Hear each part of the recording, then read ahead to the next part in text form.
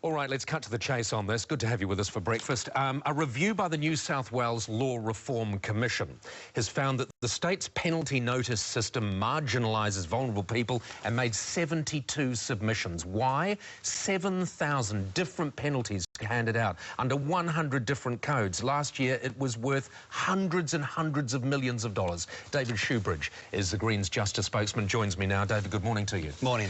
Lots of suggestions have been made. This is completely ludicrous. 2.83 million notices issued in 1 year in one state. Is it the same, do you think, in the other states? Yeah, we've seen this across the country.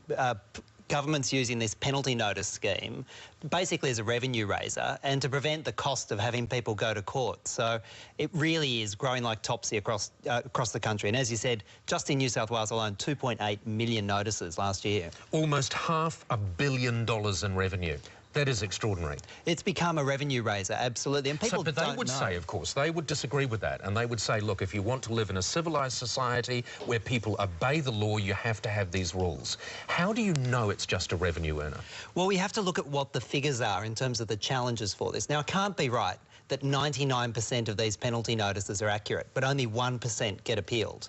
And the reason is, it's in government's interest for people not to know how to go about appealing it. And in fact, people like the New South Wales Police don't even allow an internal review. So if you write a letter to the police after you get a penalty notice... You're wasting your time. They put it straight in the bin. They don't even read it, and they force you, if you want to challenge it, to go to court. Now, what you're saying is there should be an internal review system so you're not faced with that daunting prospect of going to court. Because most people, of course, and this has been proved, who know they're innocent will still make the payment because they can't be faced with the slings and arrows of outrageous torment. Oh, I've been speaking to people about this for some time, but particularly since the story started running, they say absolutely. They would far rather just pay the fine rather than take a day off work, go to court with all of that uncertainty.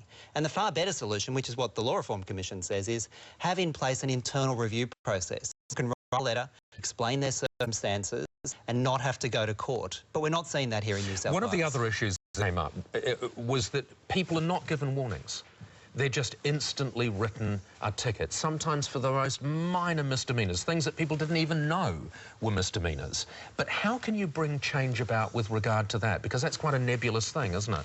Well, no, the Law Reform Commission say it's quite simple. You make sure the people issuing the tickets have some guidelines in place. And in New South Wales... But their guideline is probably, we're paying you good money, you go out there and issue $10,000 worth of tickets today. Well, this report kind of suggests that there might be a sort of quasi-quota system in place. But what we need is the people issuing the tickets to say, first of all, is a caution right? Before they write out the ticket and jump for the fine, maybe give people a warning and say, don't do this, get your feet off the seat, or don't do this, watch how you walk across the traffic, rather than immediately, as we're seeing here in New South Wales, turn it into a dollar figure. Turn it into a dollar. All right, just very, very quickly, there's one thing that I think you agree with, which I don't, which is this aspect of vulnerability. So vulnerable people, people that don't have much money, commit the same crime as someone that does have a lot of money. You believe there should be some kind of sliding scale?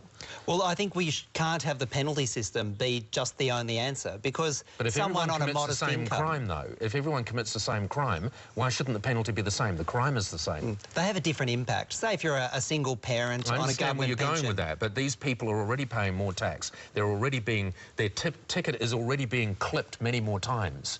So well, you believe there should also be... Well, so should the poor people. Absolutely. But what you need to have is a system that actually acts as a genuine deterrent. A fair system. A fair system. And it's not fair if someone's on a big income, they don't even notice the $200 or $300. Well, that is fair. No, I'm disagreeing with you there. But I believe that the system itself needs to be turned on its head. Finally, what is the chance that something will actually change as a result of this report? Well, across the country, state governments are addicted to this revenue. We need a lot of angry mums and dads. We need a lot of other political parties calling for change. Yeah, and that's the big problem. They're already spending that $500 million a year anyway, so where are they going to get the money if they don't get it from here? David, thank you for joining us. If you have a comment to make on this, because it does affect you, no matter what state you're in, Henry Hotline, 1300 66 1010. We will give you an opportunity to vent your thoughts. Well, there's lots going